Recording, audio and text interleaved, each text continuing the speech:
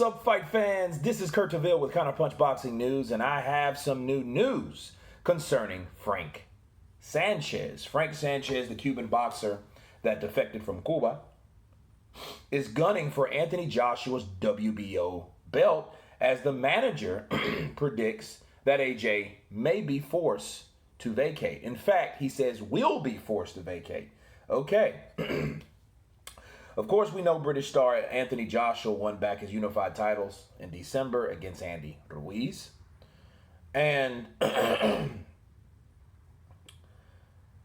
WBO Alexander Usyk, whose main event clash against Derek Chisora has also been backdated, will have to wait even longer for a title shot. Okay, with promoter Eddie Hearn keen to bypass mandatory defenses to secure an historic unification with newly crowned WBC heavyweight champion Tyson Fury, Sanchez's manager reckons Usyk will fight for the vacated WBO belt against his man. Just a guess, but I think Usyk ends up winning a vacated WBO heavyweight title within the next 12 months.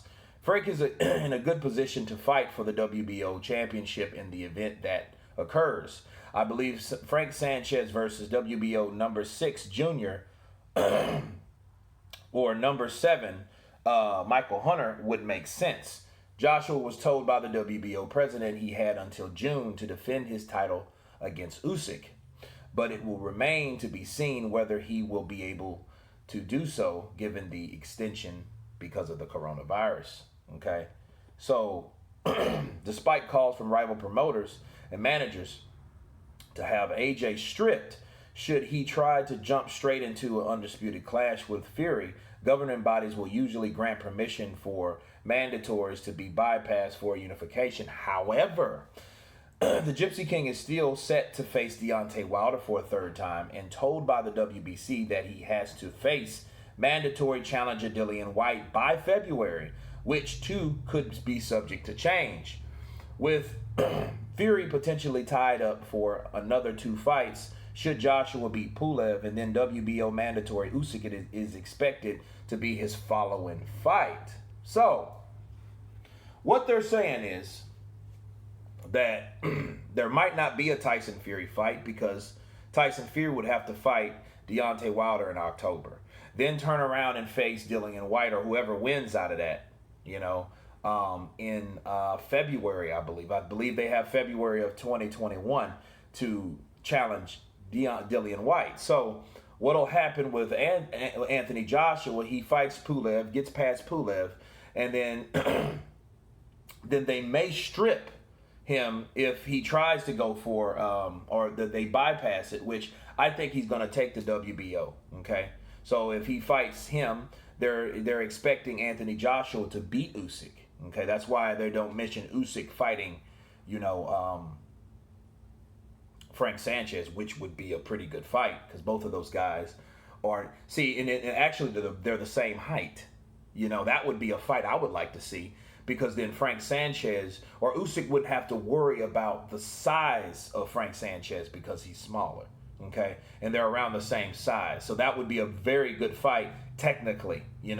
I see fireworks all in that fight, especially when Frank Sanchez has been training with Eddie Reynoso. Okay, so he's taught him to be a little bit more aggressive, put a little Mexican machismo in there, a little aggression on that side of the street, in with the Cuban sauce. Okay, so that would be a pretty good fight. Now, of course, Frank Sanchez would fight Fa or Michael Hunter and or Faye, or however you pronounce it, then Michael Hunter, 6 or 7 to get that. And I see that fight winnable before Frank Sanchez as well if he fights Michael Hunter.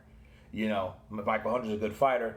They're both quick, but it's a toss-up, but I think he has a good chance of winning that. So if so, Joshua then, by that time, fights Usyk and he gets past Usyk, then, of course, Frank Sanchez would be in the seat for the WBO on the WBO side, next in line to face Anthony Joshua. Now, going through that, I know this is a lot of ifs, but I'm interested in seeing the fight because I know Frank. I know he's a quick fighter. He's very aggressive. He's smaller. Okay,